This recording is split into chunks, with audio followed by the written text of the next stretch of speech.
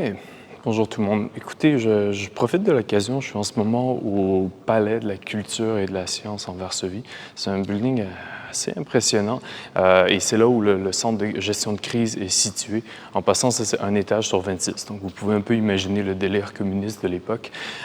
Essentiellement, le problème qu'on a en ce moment en termes de coordination, c'est qu'il y a beaucoup de partenaires. Il y en a qui sont sur le terrain, il y en a qui sont à distance et naturellement, l'enjeu de la langue est présent. Ici, on parle polonais. En Ukraine, on parle ukrainien. Beaucoup de bénévoles vont parler russe, par exemple, parce que c'est la langue slave que beaucoup de personnes maîtrisent, un peu comme l'anglais chez nous. Et quand on rentre dans le domaine médical, bien, très rapidement, les besoins s'expriment avec les noms habituels. Exemple, pensez à l'aspirine, c'est peut-être pas ce qu'on va utiliser ailleurs. Et on avait vu un besoin de créer une liste de médicaments dans différentes langues pour qu'on puisse facilement faire les équivalences. Et plutôt que d'en parler, bien, je voulais prendre une seconde pour vous présenter Gabrielle, qui elle-même travaille en ce moment avec plusieurs, qui coordonne avec plusieurs médecins et autres sur le terrain. Et l'enjeu de la traduction se présente assez rapidement. Ça ressemble à quoi? Comment est-ce que les gens font les demandes pour les médicaments? C'est quoi un peu les enjeux qui vous ralentissent sur le terrain? D'habitude, la façon que les demandes vont venir à nous, ça va être par des listes, soit sur Excel, soit carrément juste des listes écrites à la va-vite sur Word. Puis, d'habitude, ça va être écrit au moins en ukrainien et en anglais, jamais plus que ça. Des fois, ça vient venir en russe aussi, dépendamment de la région de laquelle c'est arrivé ou encore du langage de la personne qui l'a envoyé. Et le gros enjeu, en fait, pour les médicaments, ça va être le nom commercial. Donc, si on écrit le nom commercial de leur région, on ne saura pas nécessairement c'est quoi. Donc, le mieux, c'est toujours d'écrire le nom de la molécule qu'on cherche. Comme ça, les médecins qui reçoivent les listes peuvent connaître les équivalences. Donc, par exemple, si je te parle au Canada d'aspirine, en Ukraine, ça peut être porter un autre nom. Fait que le mieux, moi, ce serait que je t'écrive acide acétylsalicylique. En Ukraine, ils vont savoir c'est quoi, ils vont se trouver leur équivalent et vice-versa. Donc, le problème existe en Ukraine aussi. Ils ont des versions locales des médicaments qu'ils cherchent à avoir. Ils les envoient ici. Si c'est sur le nom commercial, ça va être difficile. Par contre, ce qu'on a toujours d'universel, c'est le nom de la molécule. Comme deux biologistes qui se parlent ensemble de deux pays différents, c'est mieux qu'ils se parlent avec les noms latins. Comme ça, ils parlent toujours de la même espèce. Tandis que si je te parle d'un oiseau au Canada et que je l'appelle par son nom vernaculaire, le Suédois ne comprendra pas non plus. Donc, on partirait, exemple, d'un nom commercial, que, exemple, une infirmière ou un intervenant dans un orphelinat utiliserait. On passerait de ça au nom médical, scientifique. Le mieux, c'est de commencer par le nom médical de la molécule directement. Puis, à partir de là, c'est plus facile de trouver l'équivalent d'un terme médical à un terme médical, au fond, le terme scientifique. Et après ça, on pourrait regarder c'est quoi les équivalents commerciaux du moment. Le principal, c'est de traduire la molécule. Après ça, une fois que tu as ta traduction de molécule, trouver le nom commercial, c'est plus très important. Une fois que toi, tu sais ce que tu as besoin d'aller chercher de ton côté pour le renvoyer, tant que c'est clair pour eux que c'est identifié au nom de la molécule qu'eux comprennent aussi. Parfait. Et en termes de format, tu parlais que c'était des fois des tableaux Excel, des fois des tableaux, pas des tableaux, carrément juste des listes. Un document. Est-ce que des fois, je sais qu'il y a beaucoup de discussions ici qui se font sur WhatsApp, est-ce que des fois c'est carrément un message sur WhatsApp avec une liste de besoins? Souvent. Souvent, ça va être des messages WhatsApp ou encore sur Telegram, sur Signal, ce genre de messagerie-là. J'ai pas vu beaucoup de gens communiquer par courriel tant que ça. Généralement, tu arrives au niveau plus intime quand tu es par courriel avec quelqu'un. C'est le plus rapide, c'est par téléphone.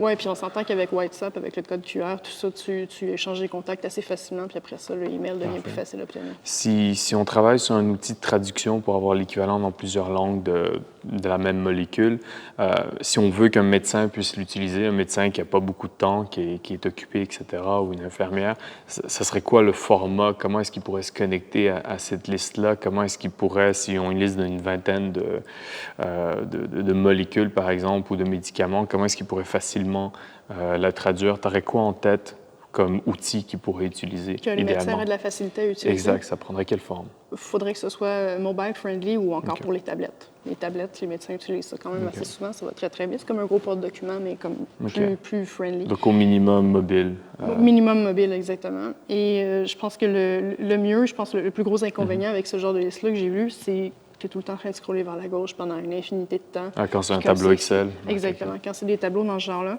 Donc, idéalement, il faut que ça tienne sur une page. Et idéalement, il ne faudrait pas, si on décide de commencer à faire des traductions dans plusieurs langues, que j'ai juste plein de colonnes, puis que là, je dois chercher la langue de traduction que je cherche. Idéalement, j'aimerais savoir le nom de la molécule dans le langage que moi, je choisis. Fait idéalement, 2 colonnes. Je peux choisir la langue que je veux à gauche, la langue que je veux à droite, et il me donne son équivalent.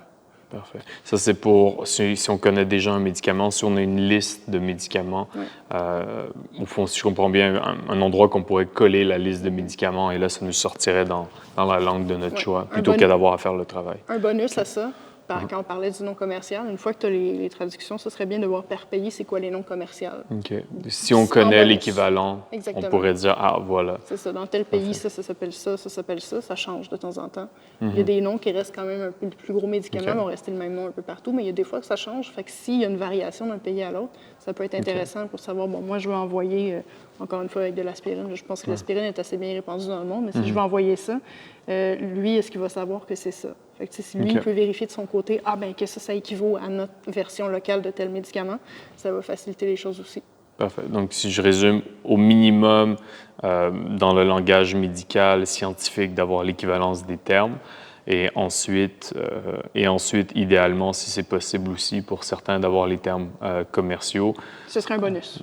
Comme un nice to have, et essentiellement qu'une personne puisse facilement, à partir d'un cellulaire, avoir une liste de médicaments et de trouver l'équivalent dans la langue de son choix. Exactement. Parfait. Les fonctions de recherche aussi, ça peut toujours être pratique. Là. Ça vient de base dans la plupart des choses. Mais si moi, par exemple, j'ai une longue liste de médicaments, c'est sûr que si j'ai pas besoin d'aller à gauche à droite, c'est bien, mais ça se peut qu'elle soit très longue. Fait qu'une fonction de recherche, si moi, par exemple, je cherche l'épinéphrine, je tape épi, puis là, ça m'amène justement à cette place-là.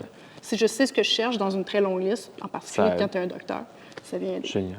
Autre chose qui te vient en tête ou ça fait à peu près le tour de la question? Je pense. Parfait. En fait, on pourrait parler du matériel médical aussi autre que les médicaments. Il n'y a pas juste la pharmacologie qui est demandée, il y a aussi pense à des trousses de premiers soins, tout ce que tu peux trouver là-dedans, des bandages, des tourniquets, beaucoup de demandes de tourniquets, insane. Généralement, tout ce qui va arrêter les segments, c'est ce qui peut se passer dans un champ de bataille. C'est généralement le problème, ce qui va tuer ta blessure, c'est ton hémorragie. J'ai vu passer beaucoup aussi des injecteurs pour l'adrénaline. Au moment d'une urgence, commencer à doser son adrénaline, c'est peut-être pas juste pratique. Donc, des injecteurs vides. Puis pour tout ce qui est des côtés des réfugiés, des gens qui ont des besoins médicaux, je vais dire ponctuels, comme par exemple des gens qui sont diabétiques ou encore qui ont des allergies puis qui ont besoin d'avoir une épipène avec eux tout le temps. Quand tu es out-routé de chez toi puis que ta pharmacie est peut-être même plus sur la carte puis que tu n'es même plus chez toi de toute façon, mais que tu as quand même besoin d'avoir cette médication-là, bon, que tu t'en étais amené 2 ou 3 peut-être, tu t'en es servi, là, qu'est-ce que tu fais pour le reste? Fait que ça aussi, ça reste très important. Donc, tout ce qui est très urgence, mais qui est aussi juste des besoins réguliers de différents types de maladies, etc. Exact. Parfait. Bien, merci, Gabrielle. Bien, écoutez, le but, c'était de vous donner une idée, un aperçu du problème. Nous, l'enjeu à partir de là, c'est d'avoir un outil qu'on peut faire tester par les médecins. C'est un peu l'avantage d'être sur le terrain. Si vous avez un prototype qui est facile à utiliser pour un médecin, gardez en tête un médecin sur son cellulaire ou une infirmière sur son cellulaire, d'être capable de facilement, pendant qu'elle coordonne avec une NGO locale ou internationale, de dire, ben moi, j'ai besoin de ça. Et ils seront très confus par l'alphabet cyrillique, donc de pouvoir donner les noms anglophones ou peu importe dans la langue en question. Nous, on va pouvoir tester cet outil-là, leur envoyer et leur demander de tester et d'avoir un feedback pour itérer assez rapidement. Donc, j'espère que cette petite vidéo vous donne et vous inspire un peu l'ampleur du problème et en même temps une idée de la solution. Merci.